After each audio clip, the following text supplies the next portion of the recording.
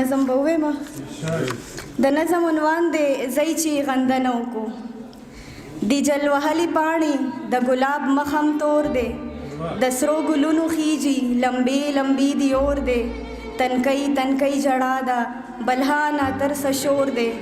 بیا په چمن ماتم دی بیا چا غټي وجلی زئی چی غندنو کو ماتا ازغن خکاریږي تویرخ من غلاف دی دا تور جادو روان دے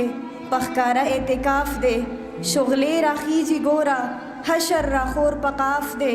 دا تورا بان چی خاندی دخا پیرئی وجلی زئی چی غندنو کو پدغا کس کالکی یو پا اور سویوا هاغا بلکور چیخکاری هاغل ترور سویوا بل خمڑا نوخو دمین تور سویوا نن پدے بر کالکی بیا چا جنئی وجلی زئی چی غندنو کو سیلئی پترستی اوڑی د بوئی چورلک نشت دے د زړه ټپا بس دا نرم یا کلک نشت دے سو کی تپو سوکڑینو چرت لولک نشت دے رنگون ټول خړشوي چا لولکئی وجلی زئی چی غندنو کو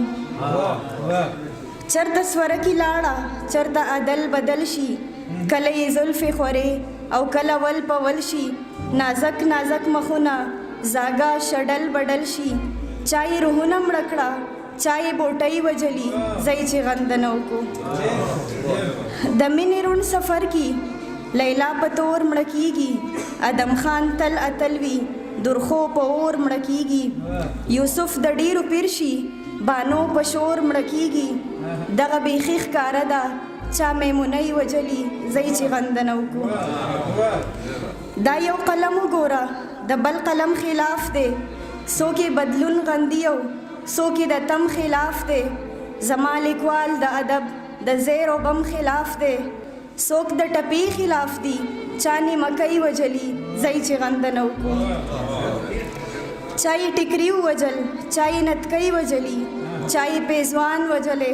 چای والی وجلی چای بنگڑی وجلی چای زوانئی وجلی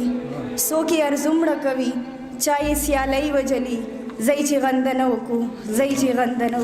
د قام پنوم د انتصاب ثواب بسوک وګټي مرګونه جوبلی ماتمونه شور دردونه غوغا